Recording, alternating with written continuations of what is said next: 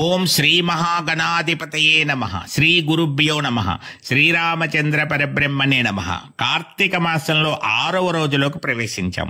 షష్ఠి తిథి. ఈరోజు ప్రధానమైనటువంటి దైవంగా సుబ్రహ్మణ్యేశ్వర స్వామిని ఆరాధించాలి అని చెప్పబడుతోంది. ఓం శరవణ భవ, ఓం శరవణ భవ, ఓం శరవణ భవ అనే నామాన్ని వీలైనన్ని సార్లు పఠించాలి. అలాగే శివాలయంలోకి వెళ్ళినప్పుడు కూడా సుబ్రహ్మణ్య నామంతో శివుణ్ణి అమ్మవారిని కూడా మనం స్మరణ చేయాలి. ఓం స్కందదేవాయ నమః, ఓం స్కందమాతాయే నమః, ఓం స్కందదేవాయ నమః అనేటువంటి నామంతో ఆరాధించాలి. విఘ్నేశ్వరుని కూడా ఓం స్కందాగ్రజాయ నమః, ఓం స్కందాగ్రజాయ నమః అని పిలిస్తే చాలా మంచిది. అలాగే ఈరోజు నిషిద్ధమైనటువంటి పదార్థాలు ఏమిటి అంటే ఇష్టమైనవి తినకుండా ఉండాలి. ఈరోజు అబ్బో అది నాకు చాలా ఇష్టం అనుకున్న పదార్థం మనకు ఎదురుపడినా సరే, మన ఎదురుగుండా ఉన్నా సరే వాటిని రోజు వదిలిపెట్టాలి అని చెప్పబడుతోంది. ఉసిరికాయ తినకూడదు. చిమ్మిలి ప్రసాదంగా పెట్టాలి, దానంగా ఇవ్వచ్చు. పక్షులకి, మూగజీవులకి ఆహారంగా కూడా చిమ్మిలిని పెడితే చాలా మంచిది అని చెప్పబడుతోంది. ఈరోజు తిథి దేవతగా చూసుకున్నట్లయితే అమ్మవారి యొక్క స్వరూపంలో షష్ఠి తిథికి మహావజ్రేశ్వరీదేవి అనేటువంటి ఆవిడ ప్రధాన దేవతగా ఉంటుంది. కాబట్టి ఓం మహావజ్రేశ్వరీదేవి అయి నమః అని అమ్మవారికి కాస్త కుంకుమ పూజ చేసుకున్నా సరే ఓం మహావజ్రేశ్వరీదేవి అయి నమః అని చేసుకోవచ్చు. మరి షష్ఠీదేవి స్తోత్రం అని ఉంటుంది, అది కూడా చక్కగా విశేషమైన ఫలితాన్ని ఇస్తుంది. సుబ్రహ్మణ్య స్వామి దేవాలయంలో అర్చన చేయించడం, సుబ్రహ్మణ్య అష్టోత్తర చదవడం వంటివన్నీ ఈరోజు తప్పనిసరిగా ఆచరించవలసినటువంటి విశేషాలు. ఇంకా ఈరోజు కార్తీక పురాణంలోకి ప్రవేశిద్దాం. బ్రహ్మాది దేవతలు శివలింగ పూజా ప్రియులు, శివలింగార్చనతో సర్వ కోరికలు సిద్ధించును.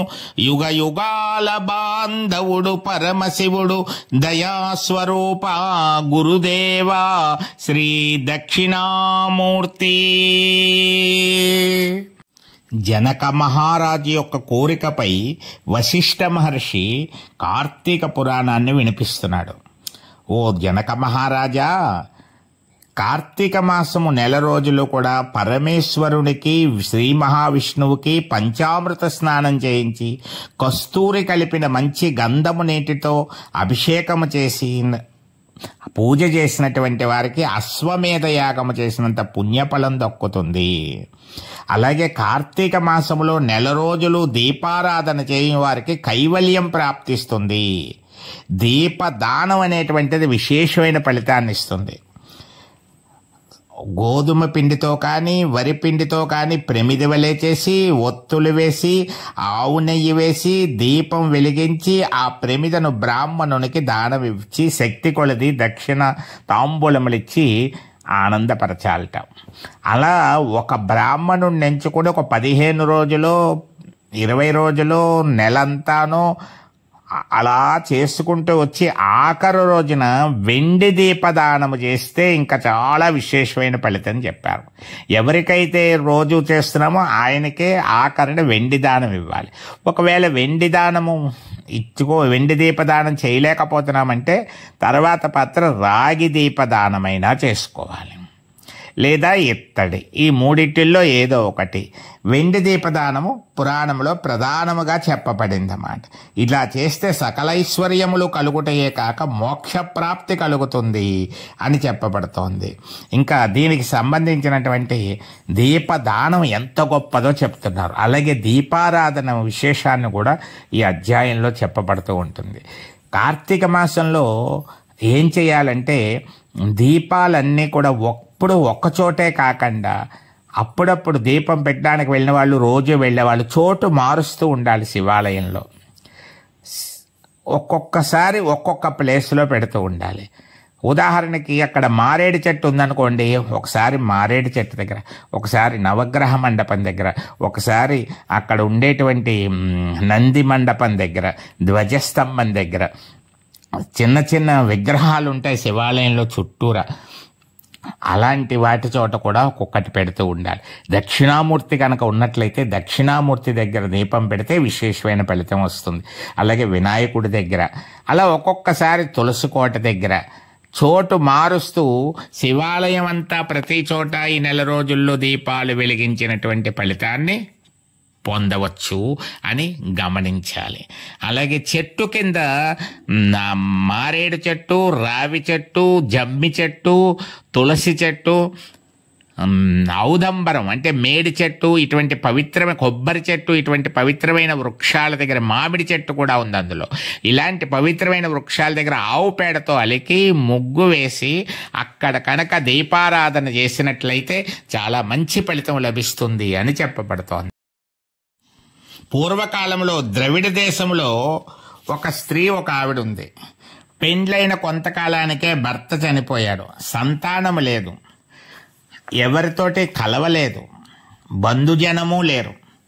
అందువల్ల ఆమె ఇతరుల ఇండ్లలో ఏవేవో పనులు చేసుకుంటూ, దాసీ పని అవి చేసుకుంటూ, వాళ్ళు పెట్టింది తింటూ, ఒకవేళ వాళ్ళ సంతోషం కొద్దీ ఏమైనా ఇస్తే ఆహార పదార్థములు, వస్తువులు, డబ్బులు అన్నీ తీసుకుంటూ, డబ్బును ఏ విధంగానూ ఖర్చు చేయకుండా దాచుకుంటూ, వాళ్ళు వీళ్ళు పెట్టిన వాటితో కడుపు నింపుకుంటూ, ఇంకా మిగిలి ఉంటే అవసరమైన వారికి అమ్ముకుంటూ, తనకు వచ్చినటువంటి డబ్బుని, దాచుకున్నటువంటి డబ్బుని వడ్డీలకు అవి ఇచ్చుకుంటూ, వడ్డీలు వసూలు చేసుకుంటూ, డబ్బు కూడబెట్టుకుంటూ వస్తుంది. దొంగతనాలు అవి చేసినటువంటి వారు ధైర్యంగా వస్తువుల్ని అమ్ముకోలేరు. అటువంటి వాళ్ళ దగ్గర వస్తువుల్ని తక్కువ రేటుకు కొని తర్వాత తాను ఆ వస్తువుల్ని ఎక్కువ రేటుకు అమ్ముకుంటూ డబ్బు బాగా కూడబెట్టింది. ఈ విధంగా తను ఒక్కతే ఉంది, పిసినారిగా ఉంటోంది. ఏ దాన ధర్మము చేయలేదు, ఏ పూజా కార్యక్రమములు లేవు, ఒక్క దినమును కూడా ఉపవాసం కూడా లేదు. దేవుని మనసారా ధ్యానించినటువంటి అలవాటే లేదు అసలు.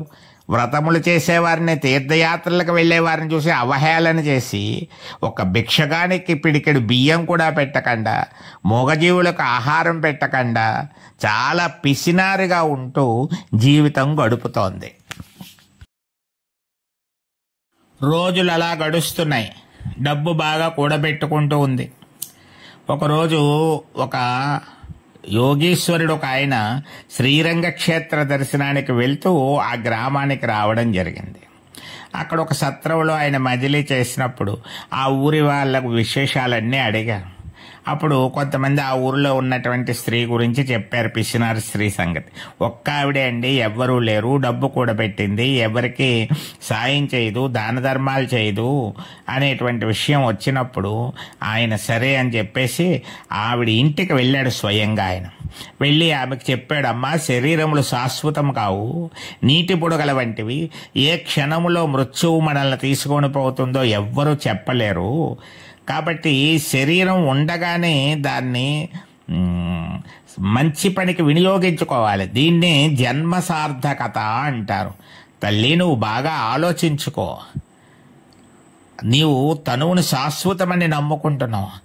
అంధకారములో పడి నశించిపోతున్న మానవులు ఇలాంటి వాళ్ళు ఎంతో మంది ఉన్నారు. కాబట్టి నా మాటలు ఆలకించి నీవు తినకుండా, ఇతరులకు పెట్టకుండా, ఆ కూడబెట్టుకుని సాధించేదేముంది, చివరికి అది ఎవరి పాలవుతుందో తెలియదు కదా. నీవు బ్రతికి ఉండగానే, ఓపిక ఉండగానే నీ సంపాదనలో కొంత మంచి కార్యక్రమాలకు వినియోగిస్తూ భగవన్నామస్మరణ చేస్తూ ఉండు. కార్తీక మాసం రాబోతోంది. కార్తీక మాసంలో నువ్వు చక్కగా నెల్లాళ్ళు కూడా దీపారాధనలు అవి చేసి, శక్తి కొద్దీ దాన ధర్మాలు చేసుకొని, అన్నదానం అది చేసినట్లయితే వచ్చే జన్మలో నీవు పుణ్యవతివై సకల సౌభాగ్యములు పొందగలుగుతావు. ఇటువంటి కష్టములు నీకు రాకుండా ఉంటాయమ్మా అని చెప్పేసి ఆయన హితబోధ చేశాడు. ఆమె అదృష్టం బాగుండి ఆ మాటలు ఆమెపై ప్రభావాన్ని చూపాయి. తర్వాత కార్తీక మాసం అంతా చక్కగా దీపారాధనలు అవి చేసుకుని, దైవనామస్మరణ చేసుకుని, శక్తి కొలిది దాన ధర్మాలు చేసి తరించి మరణానంతరం మంచి పుణ్యలోక ప్రాప్తిని పొందింది అని చెప్పబడుతోంది. కాబట్టి కార్తీక మాసములో సకల పాపములు నివారించుకోవడానికి యోగ్యమైనటువంటి అవకాశం కల్పించబడుతుంది. కాబట్టి అందరూ సద్వినియోగం చేసుకోవాలి అని చెప్పబడుతోంది. ఈ విధంగా వశిష్ఠ మహర్షి జనక మహారాజుకి మరి ఒక వృత్తాంతాన్ని చెప్పడానికి సిద్ధమవుతున్నాడు. రేపటి రోజు భాగంలో మరొక వృత్తాంతంతో అందరం కలుసుకుందాం. సర్వే జనా సుఖినో భవంతు.